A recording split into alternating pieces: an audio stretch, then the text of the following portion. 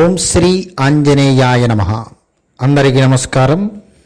ఈ వీడియోలో కార్తీక పౌర్ణమి పూజా విధానము ఎలా చేసుకోవాలి, మరియు కార్తీక పౌర్ణమి నాడు శివునికి కానీ విష్ణువుకి కానీ పూజ ఏ విధంగా చేసుకోవాలి, ఏమి నైవేద్యం పెట్టాలి ఈ రోజున, మరియు 365 ఒత్తులు ఏ విధంగా వెలిగించుకోవాలి, ఆ వెలిగించేటప్పుడు చదువుకోవలసిన మంత్రము ఈ వీడియోలో మీకు వివరిస్తాను. చక్కగా వినండి, నోట్ చేసుకోండి మంత్రాన్ని. ముఖ్యంగా ఈ కార్తీక మాసంలో వచ్చేటటువంటి పౌర్ణమికి ప్రత్యేకమైన విశిష్టత ఉన్నది. ఈ కార్తీక పౌర్ణమి పూజా విధానము ఎందుకు చేయాలి అంటే, ఇహలోకములో సుఖము, పరలోకములో ముక్తి లభిస్తుంది అని కార్తీక పురాణంలో చెప్పబడింది. మరియు ఇది శివరాత్రితో సమానమని కూడా చెప్పబడింది. ఈ కార్తీక పౌర్ణమి నాడు చేసిన పూజ అనేది మనకి చాలా ఫలితాన్ని ఇస్తుంది. ఈ రోజుని త్రిపురి పౌర్ణమి లేదా దేవదీపావళి అని పేర్లతో కూడా పిలుస్తూ ఉంటారు కొన్ని ప్రాంతాలలో. ముఖ్యంగా కార్తీక దీపాన్ని ఈ రోజున వెలిగించి తీరాలి, వెలిగించాల్సిందే. రోజు వెలిగించిన వారు ఇవాళ వెలిగించినా చాలు అని శాస్త్రము. కాబట్టి కార్తీక సోమవారాలు, పౌర్ణమి నాడు పూజని తప్పకుండా చేయాలి అని శాస్త్రము, పెద్దలు కూడా చెబుతూ ఉంటారు. కాబట్టి ఈరోజు ముఖ్యంగా కార్తీక పురాణాన్ని చదవాలి. కనీసం ఒక కథ అయినా సరే చదవాలి అని శాస్త్రంలో ఉన్నది. ఈ విధంగా పూజ చేసుకుని 365 ఒత్తుల్ని మనం వెలిగించాలి.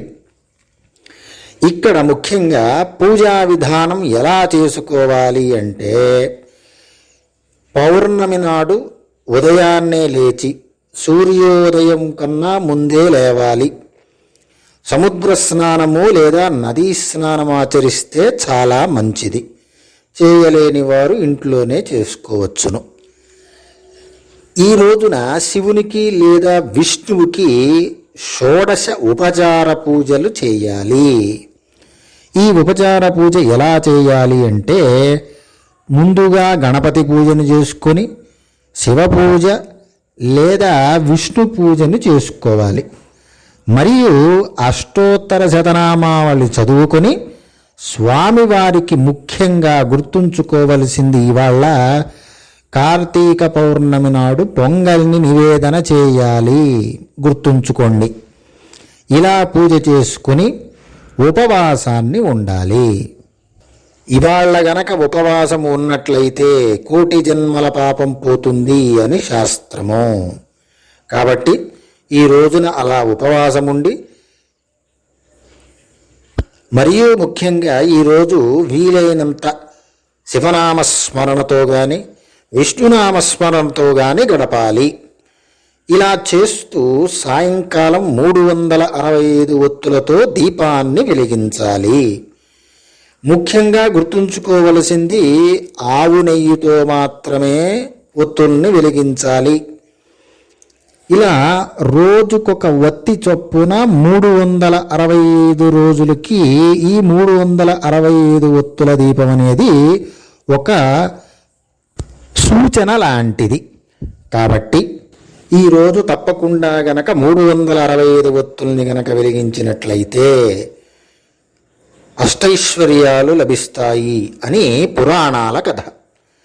అయితే కొంతమంది ఇది 365 ఒత్తుల్ని అరటి దొప్పల్లో ఉంచి కూడా వెలిగిస్తూ ఉంటారు.